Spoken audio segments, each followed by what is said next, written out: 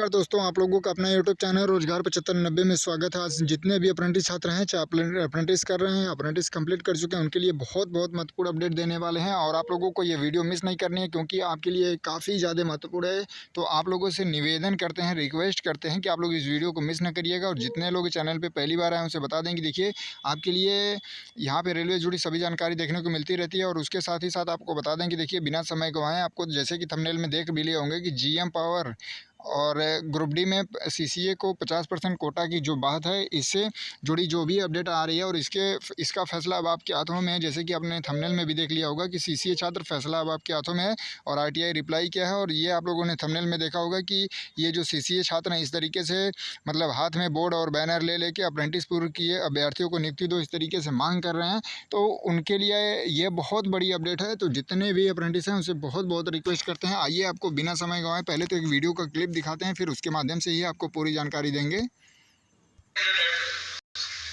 जो ट्रेनिंग कर रहे हैं वो ये समझ ले कि वो ऑल इंडिया रेलवे फेडरेशन की हमारी एडॉप्टेड सरकार है। आप सब हमारे दफ्तर को अपनी किताब बंद कर दी। मैंने 1,26,000 अप्रेंटिसों को नौकरी दिलवाई। जो बचे हुए हैं एक को नौकरी दिलवाऊंगा।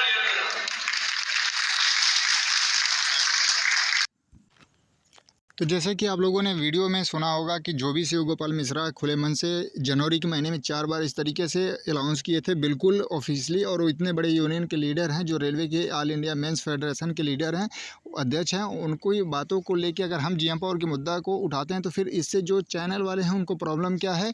और ये चीज़ें आपको खुद फैसला लेना होगा कि बताइए, आप लोगों को ये ऑफिशियल आरटीआई के माध्यम से हम जानकारी दे रहे हैं कि यहाँ पर आप लोग देखिए, ऑफिशियल आरटीआई में दिखा देते हैं आपको। देखिए, यहाँ से जो एनएचडीसी ने डाटा दिया है 45,982 कैंडिडेटों का और अप्रेंटिस की वैकेंसी है 6485। ठीक है, तो बताइए 45,000 में से 6485 का सिलेक्शन होगा। बाकी अप्रेंटिस जो हैं वो लोग बेरोजगार रहेंगे। और उनकी बातों को अगर हम उठा रहे हैं, उनकी बातों को रख रहे हैं, तो फिर इससे अदर चैनल को क्यों दिक्कत हो रही है।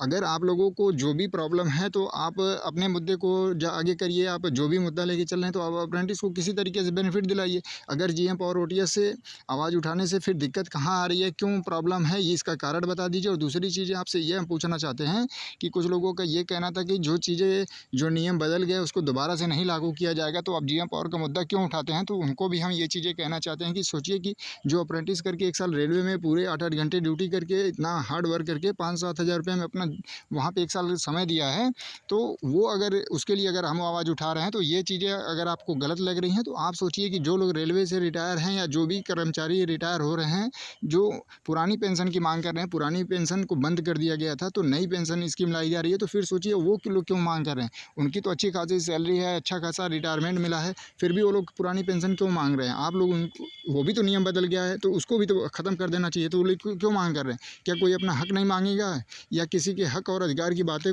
करना गलत है, तो आप भी बताइए। या जितने भी लोग इस सीसीए कैंडिडेट है वो लोग इस वीडियो को देख रहे हैं, तो आप लोग खुद सोचिए कि मतलब क्या आपकी हक और अधिकार की आवाज़ें उठाना गलत है। तो बिल्कुल भी आपकी अगर कहते हैं बिल्कुल कमेंट में आप बता दीजिएगा, तो हम बिल्कुल नहीं उठाएंगे, इससे हमारा कोई लेना देना नहीं है। लेकिन हम यही चीज़ें आप लोगों को बताने के लिए ये क्लिप चलाया कि देखिए, हम अपनी मर्ज़ी से तो कुछ बोल नहीं रहे। अगर जो हमारे लीडर हैं, जो हमारे अप्रेंटिसों की बात करते हैं, कोई तो नहीं आ रहा है अप्रेंटिसों के सपोर्ट में। अगर एआईआरएफ के अध्यक्ष आ रहे हैं, अगर वो खुले मन से बोले हैं, तो उनसे सवाल पूछना, उनसे पूछना कि कब लागू करेंगे, क्या नीति है, क्या प्रोसेस है, ये पूछना अगर गलत है तो फिर कहाँ के लिए सही है, आप बताइए। और हमने आपको ये दिखाया कि जो 45,982 कैंडिडेट हैं, आप इनको कैसे समायोजन करेंगे, 20% कोटा में कैसे आप समायोजन करेंगे। और जो एक साल में अभी वैकेंसियाँ वेस्टर्न रेलवे से फॉर्म भरा जा रहा है, 5,000 प्लस फॉर्म भरा जा रहा है। अभी नॉर्दर्न रेलवे में 4100 के लगभग अप्रेंटिस का फॉर्म भरा गया है और 22,000-25,000 वैकेंसी आ रही है, उसका 20% करेंगे तो कितने अप्रेंटिस को आप समायोजन कर पाएंगे 20% के हिसाब से। जब आपको प्रॉब्लम है तो आप अप्रेंटिस का इतना हित हैं तो आप अप्रेंटिस की आवाज़ उठाइए, अप्रेंटिस के लिए चलिए, जहाँ जा रहे हैं कोई भी 1% बेनिफिट दिला के दिखा दीजिए।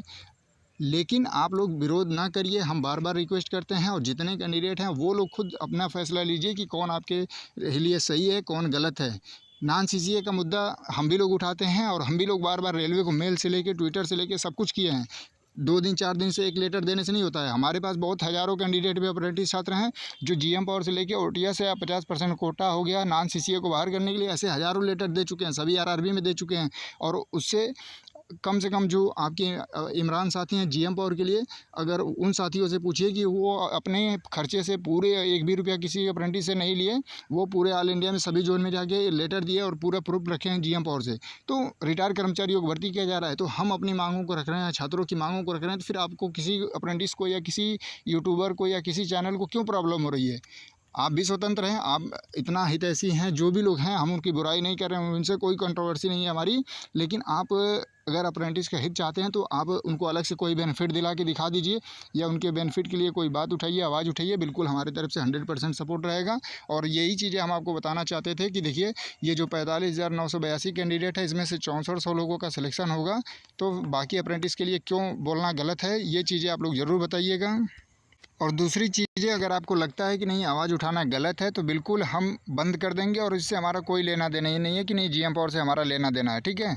इससे हम यही चाहते थे कि जो इतने अप्रेंटिस की संख्या ज़्यादा है, इनका कोई जीएम पावर मांगने से कोई भी तो रेलवे नया नियम लाए, कम से कम 50% कोटा दे, तो फिर इससे किसी को दिक्कत नहीं होनी चाहिए।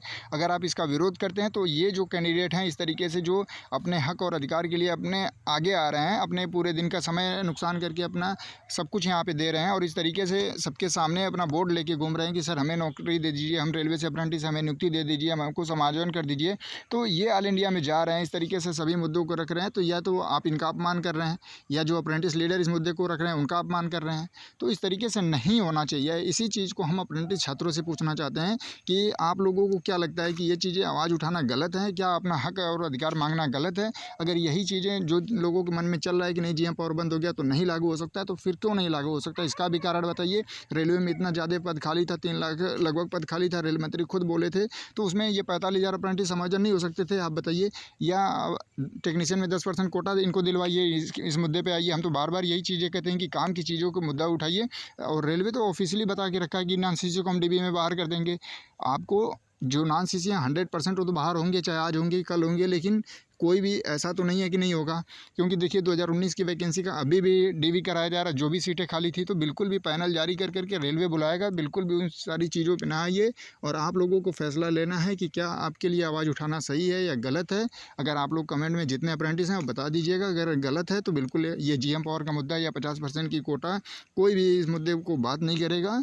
और ये जो कैंडिडेट हैं, इस तरीके से हज़ारों कैंडिडेट हैं, मैं इनकी बहुत तारीफ़ करता हूँ कि जो अपने हक और अधिकार के लिए आगे आ रहे हैं कम से कम। और इस तरीके से वो सोच रहे हैं कि नहीं 20% से सभी अप्रेंटिस का समायोजन नहीं हो सकता, और सभी लोग बराबर नंबर नहीं ला सकते।